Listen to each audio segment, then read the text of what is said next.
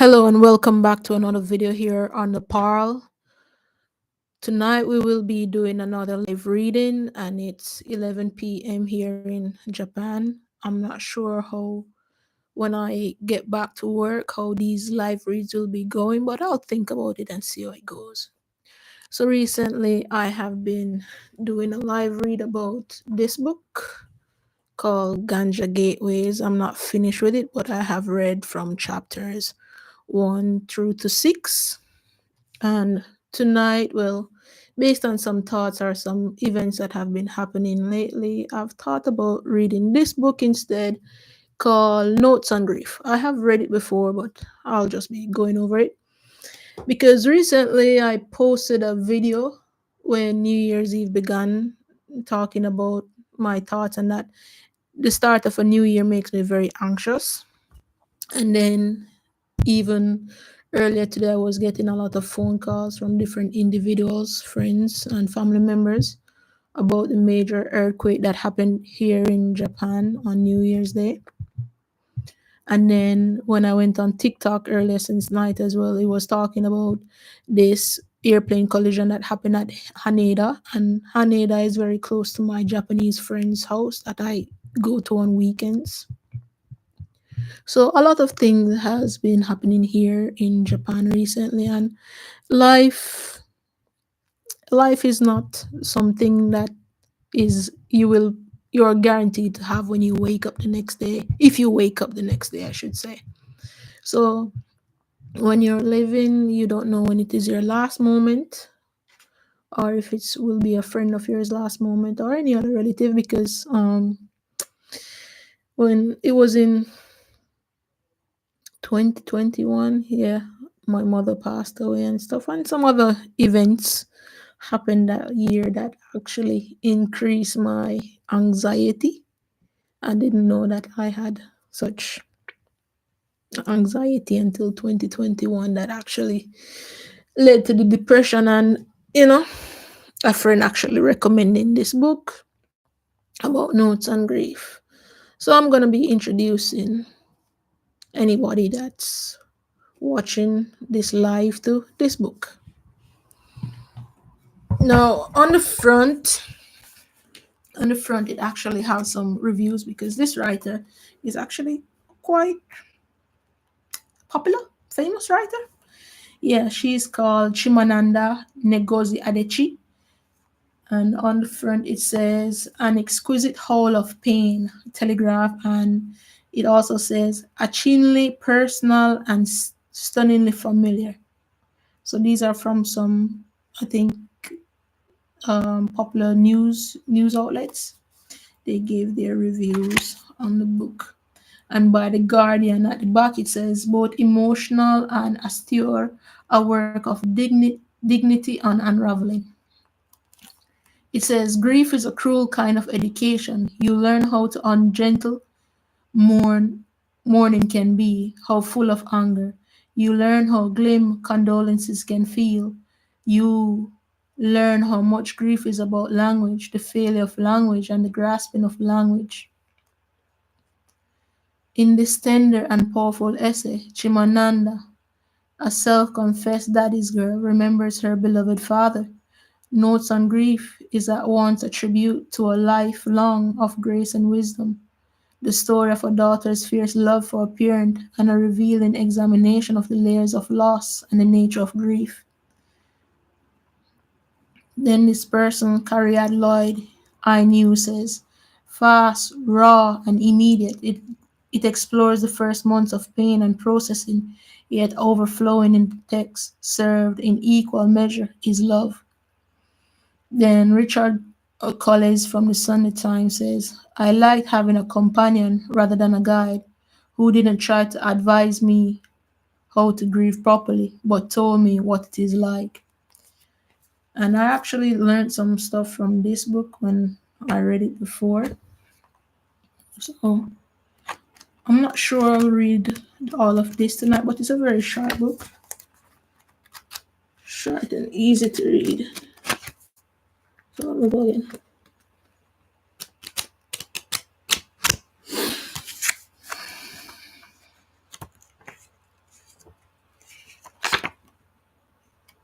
It has some different feedbacks from different news outlets in the front.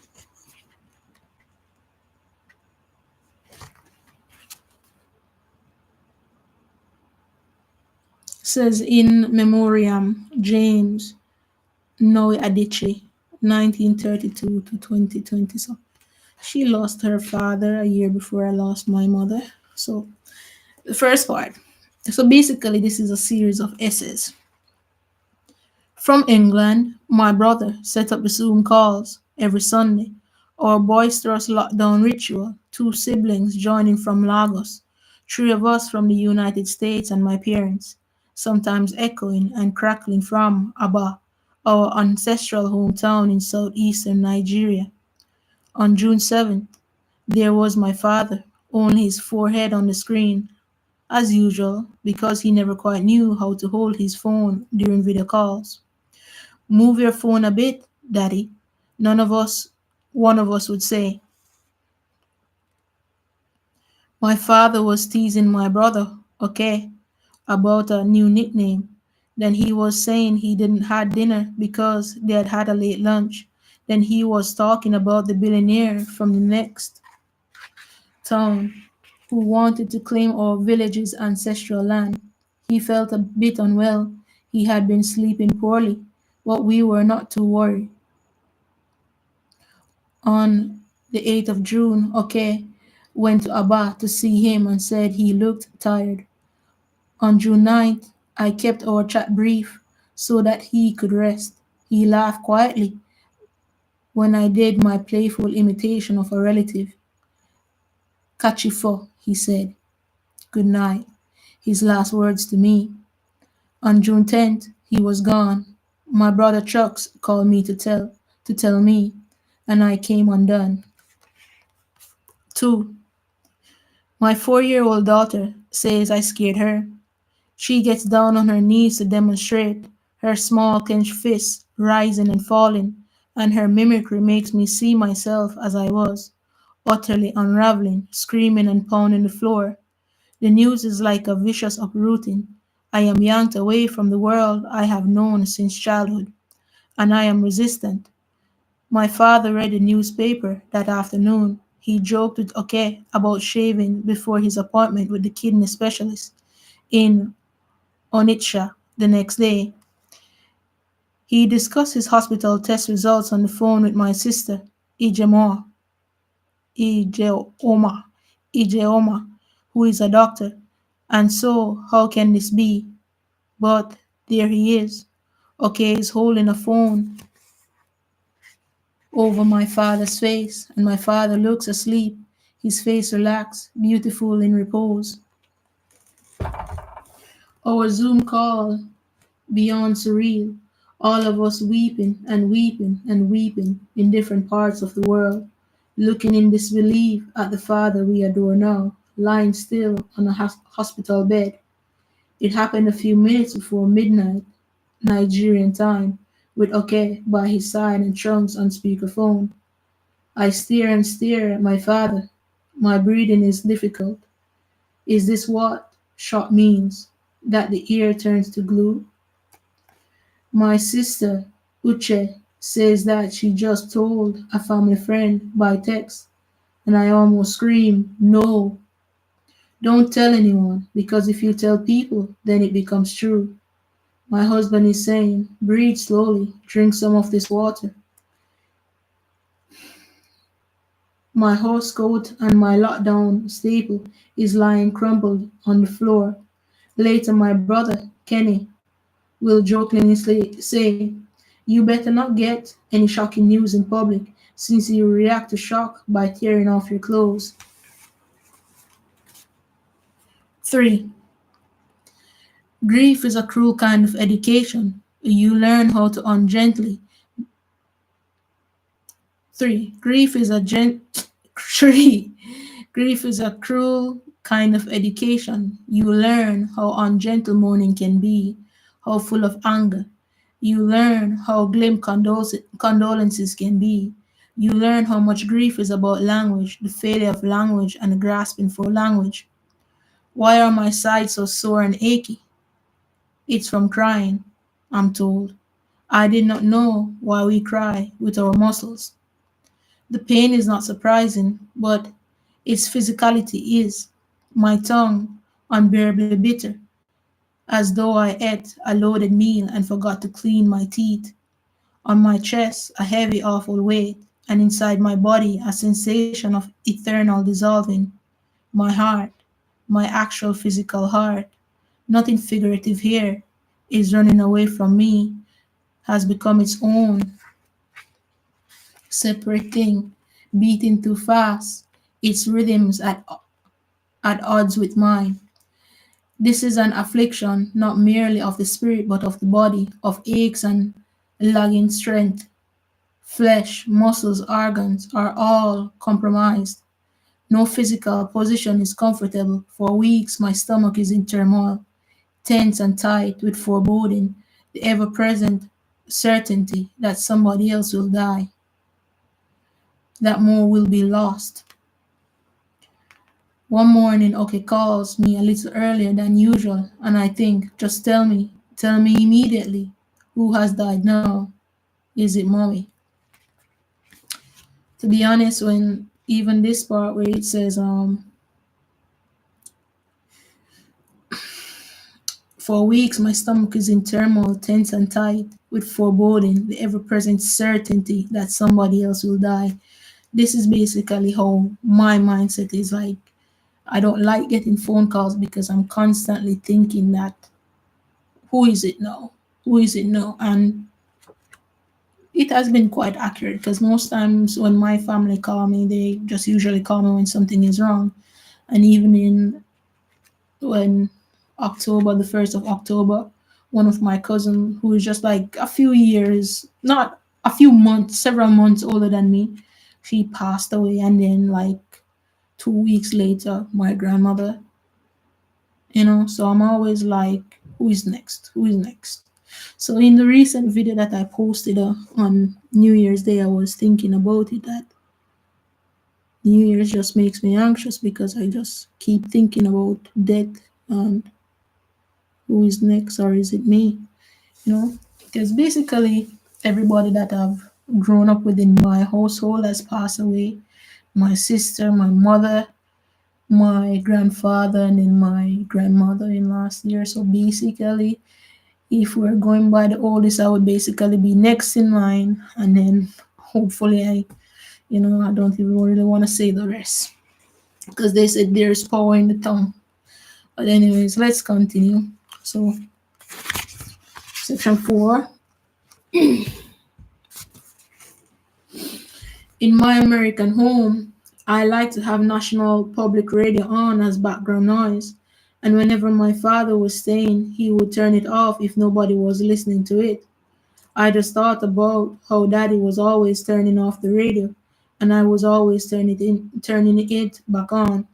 He probably thought it was wasteful in some way, I tell okay. Like he always wanted to turn off the generator too early in Abba. I'd so happily let him know if he'll just come back, okay says. We laugh. And if I start to wake up early and I'll start to eat Gary and I'll go to Mass every Sunday, I say, and we laugh. I retell the story of my parents visiting me in my graduate student apartment in Yale when I say, Daddy, will you have some pomegranate juice? And he says, no, thank you, whatever that is. Pomegranate juice became a standing joke. All those standing jokes we had frequently told and retold.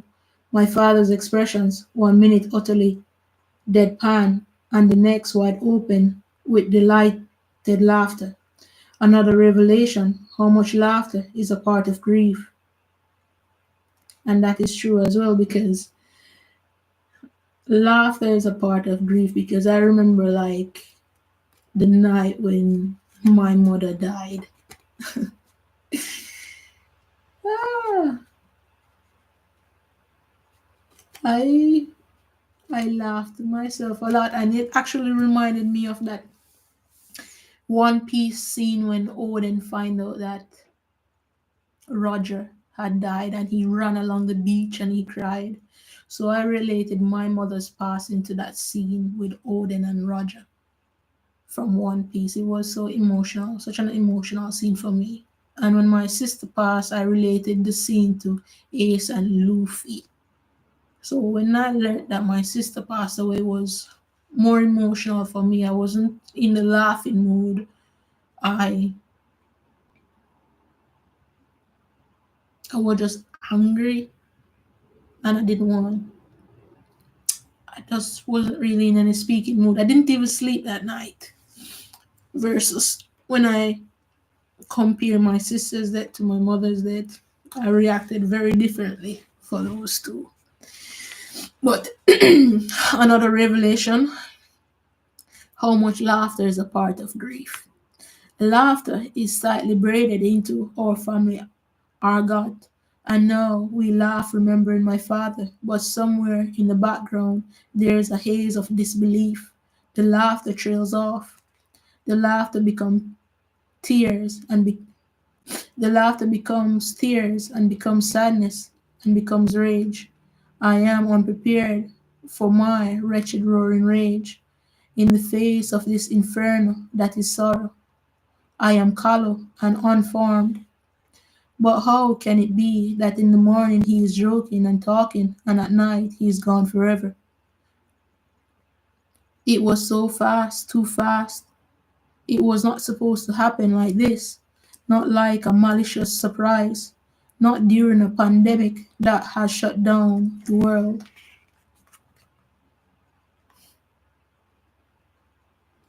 Throughout the lockdown, my father and I talked about how strange it all was, how scary, and he told me often not to worry about my doctor husband.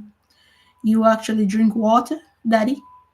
I asked one day, surprised, laughing at him after he said, with sheepish humor, that he read somewhere that drinking warm water might prevent coronavirus. He laughed at himself and told me warm water was harmless after all.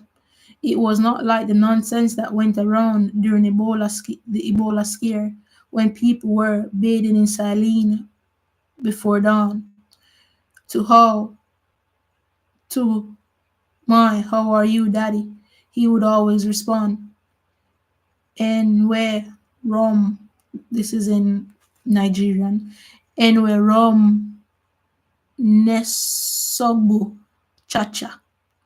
I have no problems at all. I'm not sure if I pronounced that right. I am perfectly fine. He he really was until he wasn't.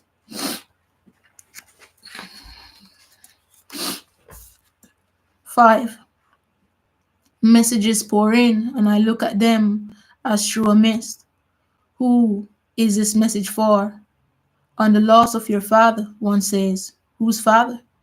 My sister forwards a message from her friend that says my father was humble despite his accomplishments. My fingers start to tremble and I push my phone away. He was not. He is.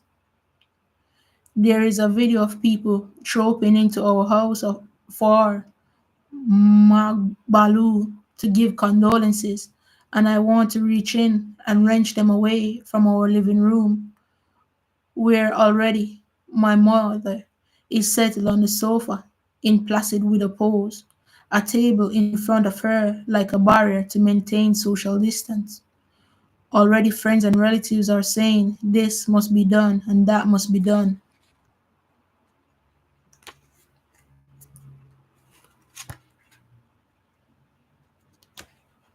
A condolence register must be placed by the front door, so my sister goes off to buy a bolt of white lace to cover the table, and my brother buys a hardcover notebook, and soon people are bending to write in the book. I think, go home. Why are you coming to our house to write in that alien notebook? How dare you make this thing true? Somehow, these well wishers have become complicit. I feel myself breathing air that is bittersweet with my own conspiracies. Needle pricks of resentment flood through me at the thought of people who are more than 80 years old, older than my father, and alive and well. My anger scares me, my fear scares me, and somewhere in there is shame too. Why am I so enraged and so scared? I am afraid of going to bed and of waking up, afraid of tomorrow and of all the tomorrows after. I am filled with disbelieving astonishment that the mailman comes as usual and that people are invited me to speak somewhere and that regular news alerts appear on my phone screen. How is it that the world keeps going, breathing in and out unchanged, while in my soul there is a permanent scattering? And for this part, I actually highlighted it because, like, I could have related to that expression that she made about her grief as well, because it was very relatable, especially when it says, um, neither pricks of resentment flood through me at the thought of people who are more than 80 years old, older than my father and alive and well. I felt the same resentment because when I looked at my life and my mother and my grandparents, my grandmother was like there bedridden, couldn't move, couldn't do anything, and was there, you know. And sometimes I wonder, like, my sister went early, and I know my mother and my grandparents were just there who have lived their full lives and didn't pass away. So I was filled with my own resentments as well. So this book is a very good book, Notes and Grief, where she just writes about her experience. 6. Grief is forcing new skills on me. Grief is forcing new skins on me, scraping scales from my eyes. I regret my past certainties.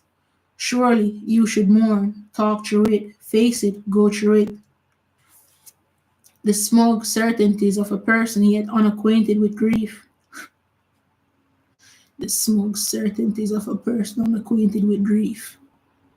You know, a lot of person as well. They tell me to get over things, but they just wouldn't understand. Honestly, they wouldn't understand what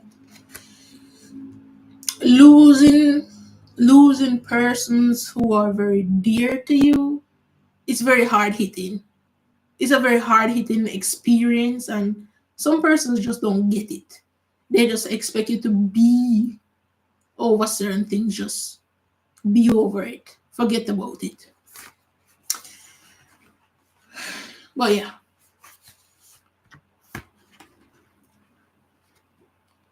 that's just how persons are who are unacquainted with grief. I have mourned in the past, but only now have I touched grief's core. Only now do I learn, while feeling for its porous edges, that there is no way through. I am in the center of its churning. I have become a maker of boxes, and inside their unbedding walls, I cage my thoughts. I thwart my mind firmly to its shallow surface alone. I cannot think too much. I dare not think too deeply, or else I will be defeated, not merely by pain, but by a drowning nihilism, a cycle of thinking there's no point. What's the point? There's no point to anything. I want there to be a point, even if I don't know for now that what the point is. There is a grace in denial, Chung says, words that I repeat to myself. I refuge this denial, this refusal to look. Of course, the effort is its own grieving, and so I am unlooking in the oblique shadow of looking. But imagine the catastrophe of a direct, unswerving stare. Often, too, there is the urge to run and run to hide, but I cannot always run, and each time I am forced to squarely confront my grief. When I read the death certificate, when I draft a death announcement, I feel a shimmering panic. In such moments, I notice a curious physical reaction. My body begins to shake, fingers stop uncontrollably on one leg bobbing. I am unable to quiet myself until I look away. How do people walk around functioning in the world after losing a beloved father? For the first time in my life, I am enamored with sleeping pills, and in the middle of a shower or a meal, I burst into tears. 7. My wariness and superlatives is forever stripped away. June 10th, 2020 was the worst day of my life. There is such a thing as the worst day of my life, and please, dear universe, I do not want anything to ever stop it. In the week before June 10th, while running around playing with my daughter, I fell and hit my head and suffered a concussion. For days, I felt unmoored, sensitive to sound and light. I did not call my parents daily as usual. When I finally called, my father wanted to talk, not about his feeling unwell, but about my head. Concussions can be slow to heal, he told me. You just said concussion, concussion, concoction. You just said concoction. The word is concussion. Concussion. My mother said from the background. I wish I had not missed those few days of calling them, because I would have seen that he wasn't just mildly unwell, or I would have sensed it if it wasn't obvious, and I would have insisted on hospital much sooner. I wish. The guilt gnaws at my soul. I think of all the things that could have happened and all the ways the world could be reshaped to prevent what happened on June 10th, to make it unhappen. I worry about, okay, a stalwart, sensitive soul whose burden weighs differently from ours because he is the one who was there. He agonizes about what else he could have done that night when my father started to show discomfort, telling him, help me sit up, and then says no, he would rather lie back down. He says my father prayed calmly, quietly, what sounded like bits of the rosary in Igbo. Does it comfort me to hear this? Only to the extent that it must have comforted my father. The cause was complications from kidney failure. An infection, the doctor said, had exacerbated his long-term kidney disease. But what infection? I wondered about the coronavirus, of course. Some journalists had come to our house to interview him a few weeks before about the case of the billionaire who wanted to take our hometown's land, a dispute that consumed my father through these past 2 years. Might he have been exposed then? The doctor doesn't think so, even though he was not tested, because he would have had symptoms and nobody else around him had symptoms. He needed hydration, and so he was admitted to the hospital and put on IV fluids. Okay, strip the tatty hospital bed sheets and replace them with sheets he brought from home. The next day, June 11th, was my father's appointment with the kidney specialist.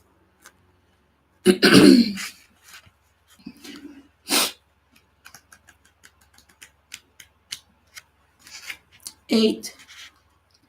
Because I loved my father so much, so fiercely, so tenderly, I always, at the back of my head, feared this day. But lulled by his relative good health, I thought we had time. I thought it was not yet time. I was so sure Daddy was 90s material. My brother, Kenny says. We all were. Perhaps we also unreasonably thought that his goodness, his being so decent, would keep him with us into his 90s. But did I sense a truth? that I always fully denied?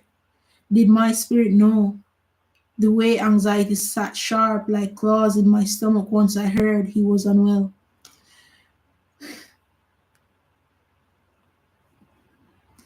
My sleeplessness for 2 days and the hovering darkening pall I could neither name nor shake off. I am the family warrior, but even for me it was extreme. How desperately I wish that Nigerian airports were open so I could get a flight to Lagos and then to Asaba and drive the hour to my hometown to see my father for myself. So I knew. I was so close to my father that I knew, without wanting to know, without fully knowing that I knew. A thing like this, dreaded for so long, finally arrives, and among the avalanche of emotions, there is a bitter and unbearable grief. It comes as a form of aggression, this relief, bringing with it, strangely, pugnacious thoughts. Enemies beware, the worst has happened, my father is gone, my madness will now bear itself. 9. How quickly my life has become another life, a pitiless this becoming is, and how slow I am to adapt. Okay sends me a video of an elderly woman who walks through our front door crying, and I think I have to ask Daddy how she is. In that small moment, what has been true for the 42 years of my life is so true that my father is tangible, inhaling, exhaling, reachable to talk to and to watch the twinkle of his eyes behind his glasses. Then, with a horrible lurch, I remember again that brief, forgettable feels like both a betrayal and a blessing. Do I forget because I am not there? I think so. My brother and sister are there, face to face,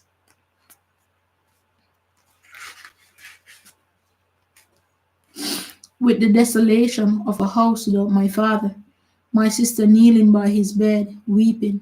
My brother wearing one of his news boy hats, weeping. They can see that he is not at the dining table for breakfast, on his chair backing the widow's light, and that after breakfast he is not settled on the sofa in his mid-morning ritual of napping, reading and napping again. If only this could be there too. But I am stuck in America, my frustration like a blister, scoring for news of when the Nigerian airports will open. Even the Nigerian authorities don't seem to know. A report says July, then August, then we hear it might be in October. But the aviation minister tweets to say, maybe earlier than October. Maybe, maybe not. Like playing yo-yo with a cat. Only the stakes for people left in limbo because they cannot lay their beloved to rest. And this is where I will stop for tonight with reading Notes on Grief. After by marker. But for anybody who has ever lost a loved one or someone dear to them, I would truly recommend reading this book, Notes on Grief, by Chimamanda Adichie. It's very real, very relatable for if you have ever lost somebody, then you will understand the emotions. Thanks again for watching the Parl and for bearing with me for some of the rants that I actually did while reading the book. I have my moments of reflection as well. Please enjoy your day or your night, depending on where you are, and try to make the best of the new year. And thanks again. See you on the next video.